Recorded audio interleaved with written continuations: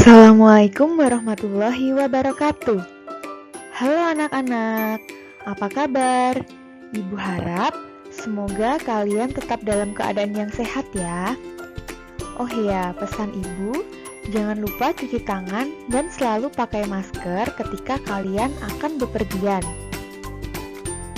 Baiklah, kembali lagi di channel Happy Untari untuk melanjutkan pembelajaran kita mengenai fabel.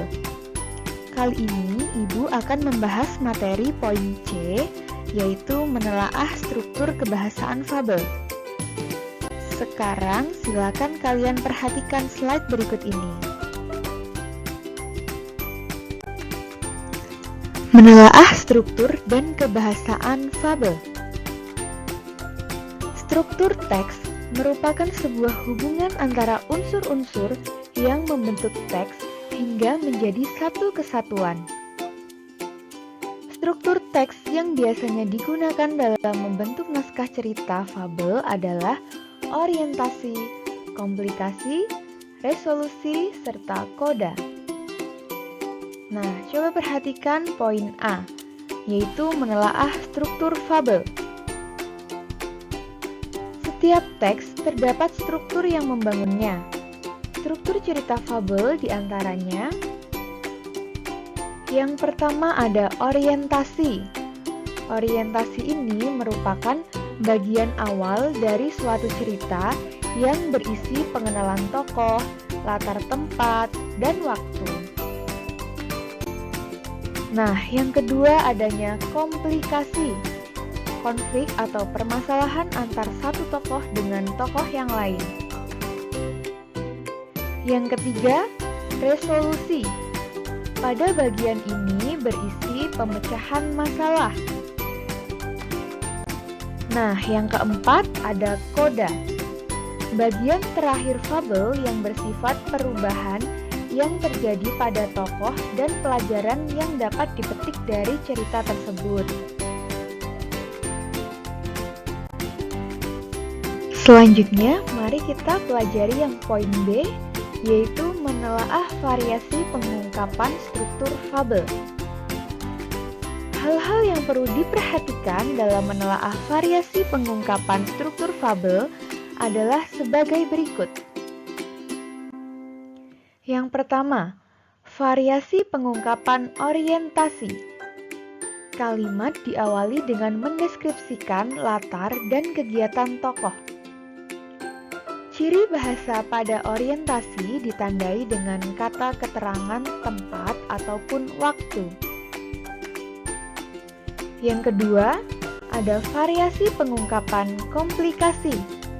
Nah, kalimat ini diawali dengan konflik batin, konflik fisik, dan konflik perubahan latar serta peristiwa yang tidak mengenakan.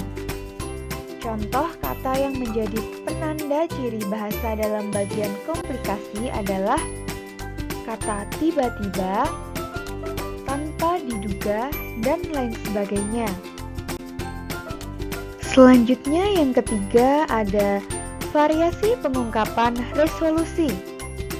Diawali dengan meredupnya konflik yang terjadi pada cerita fabel tersebut dan diawali dengan kalimat atau dialog percakapan yang menjadi tanda bahwa konflik sudah mereda.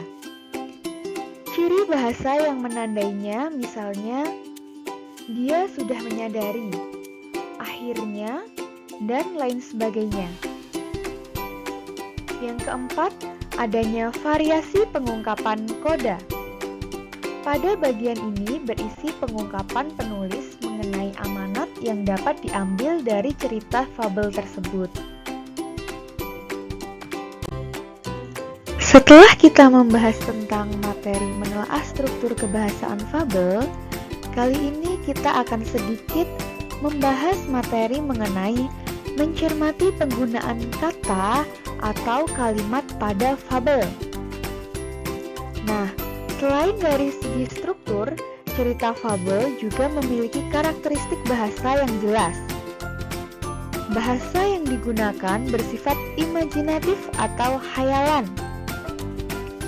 Ciri kebahasaan cerita fabel antara lain sebagai berikut. Nah, yang pertama, menggunakan pemilihan kata atau diksi. Pemilihan kata yang tepat dapat memudahkan pembaca mengimajinasikan cerita fabel yang mereka baca. Selanjutnya, menggunakan sinonim dan antonim. Variasi kata digunakan pada cerita fabel untuk menggambarkan sifat tokoh maupun sifat benda dan keadaan.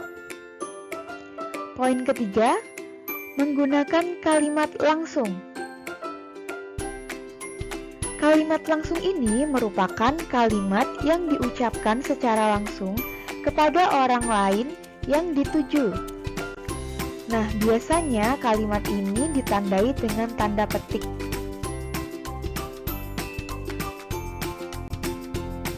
Baiklah, kita sampai di penghujung pembelajaran. Hari ini kita sudah mengulas materi tentang yang pertama, menelaah struktur kebahasaan fabel dan mengamati penggunaan kata atau kalimat pada fabel. Oke, pembelajaran kita lanjutkan di pertemuan selanjutnya. Terima kasih. Wassalamualaikum warahmatullahi wabarakatuh.